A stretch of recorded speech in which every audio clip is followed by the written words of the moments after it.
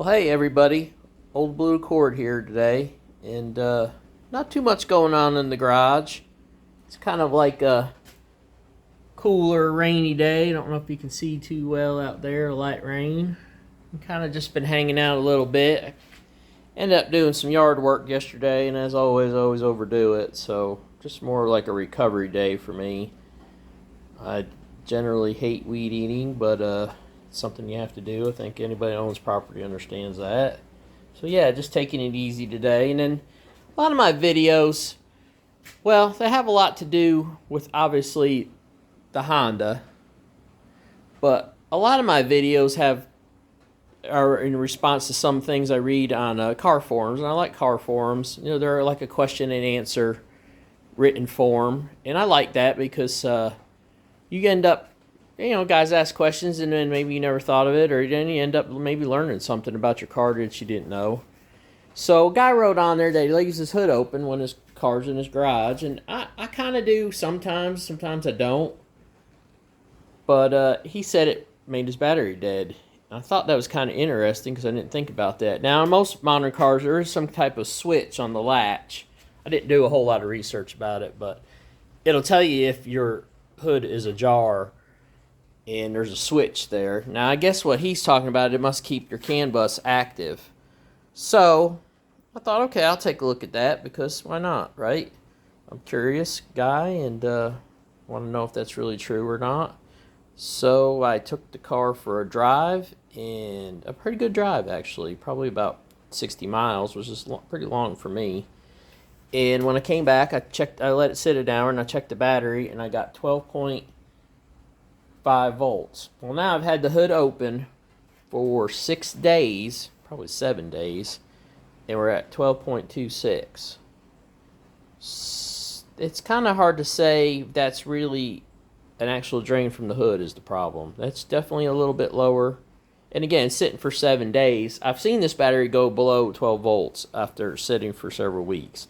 But I'm not going to say it's ever happened with the hood open. But that's my results right now, and I just thought I'd show everybody what I've been kind of doing. I'll probably, after today or tomorrow, I'll probably go ahead and shut the hood. I don't think it needs to be open. And I have talked about that dirt falling on it from the roof, and I don't want to really get the inside any dirtier than it already is. But yeah, so the 12.5 volts is what GM considers fully charged. They're shooting for an 80% charge rate on their batteries, so you're not going to see the 12.8 or 12.9. At least I have it on this car. Generally 12.5, which is about 80%, considered 80% charge is where they're shooting for. So that's where we started at. And then this battery is old. This is a 2018 car. I haven't changed the battery in it. Haven't really had the need to. I might, someday, but I don't mess with things that aren't broken. I do monitor how the battery is, and obviously it's doing pretty well right now. And technically the garage is climate controlled, although we've talked about it, the heat pumps out right now. But temperature's been fairly mild, a little warm and a little cool. Probably actually perfect for a battery. Not gone over 100, not gone below 20 Fahrenheit, so that's a pretty good number there. But yeah, 12.26. I'm gonna probably leave. Maybe I'll just leave it open a few more days. And I'm not saying that that's the end all, the wear all. It's possible that switch can, I guess, over time cause an extra amp draw on a weak battery. Could take the amp clamp meter and clamp it and see what we got, but I say it's so minuscule, you're not going to see too much. But that's where we're at right now with that. Otherwise, just kind of like I said, taking it easy today. It's kind of recovery day for me. I don't know what it is with weed eaters. It make my hands, it's better than it was yesterday, but they shake real bad and it makes them numb. Pins and needles, which drives me crazy, but got to do it. And then I always end up overdoing it. And then, the only other honest thing I wanted to talk about is, obviously with this car too, it's time for new tires. And I use the hand-cooked tires, and I like them, and it's really not so much the brand, it's the sizing. I went with the same tires front to rear, and you can see, this is a good spot right here, you can see the angle. This rim is, I believe, 12 inches wide. It's actually made nicks in my rim by doing this. The fit on the rim is not good, and these tires are a little bit narrow. I think they're recommended on a 11-inch rim, and I believe this is a 12. I hope I get that right. And it's really not worked for me traction wise, and actually I really think what's happening is since the size is shorter, the overall height is a little bit shorter, it's messing with the traction control. And I'm gonna try to do some videos of that before and after. I don't know how well they're gonna come out, but I'm gonna try to show other people what I'm talking about. The car handles okay, but under higher throttles, the car wants to always, most cars want to wiggle left. It wants to go 1 straight, 2, it straightens itself up, and then the traction light starts kicking in, and you can feel it pulling power.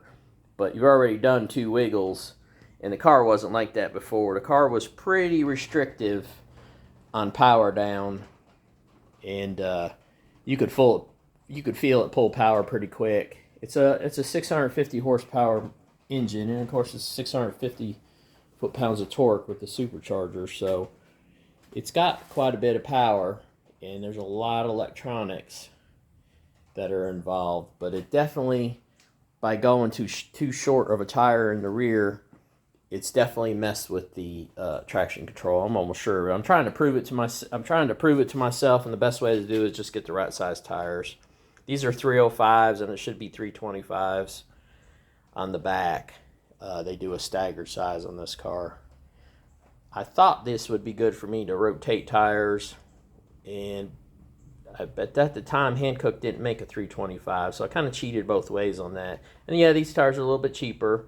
They're not the stock tires. The stock tires were our comp tires, which were 100 tread wear. These are 200 tread wear. They're a little bit more forgiving, but even then, I never really, even like a day like today where it's raining lightly, I wouldn't really want to drive this car. If I got caught in the rain, that's one thing, but just to go out like right now and take it for a ride, it's just, there's not much you can do with the car. There's just no traction, so. And that's the nature of the beast, but I think what we'll do is go back to the stock size tires.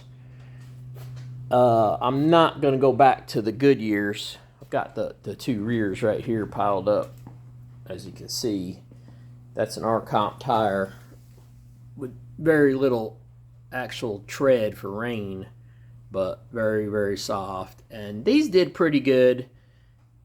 Same thing, you couldn't get any traction when the temps were cooler. Even at 60 degrees, you just can't get the tires warmed up enough to do really much anything. So, and that's just part of having a performance car. You got to kind of monitor your tire temperatures, etc. And there's actually gauges inside the car that kind of help you with the tire temperature, believe it or not.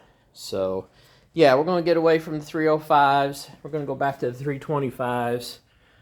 Probably going to go with Falcons. That's the tire I like anyway. That's actually the tire I want. I don't have anything against Hankook tires. I've got a set, obviously, on the Honda right there. Those are the Hankookers, too. If you can see that Hankook right there. And I like this. I like the tread pattern. And these obviously would be a little bit better in the rain.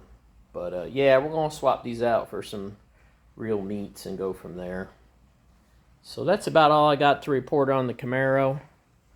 I'll keep y'all posted. I'm going to do a video. I've got a few in-car videos of the traction control. They don't come out that good, but it does kind of show you that the traction control is really funny. It comes on way late. You've already wiggled down the road 100 feet before you feel it pull any power or do anything. It's kind of a little bit of a comedy show, but yeah, and that's just my deal, and I got, you know, didn't use the right size tires, so we're gonna fix that. But thanks again for looking, Old Blue Accord.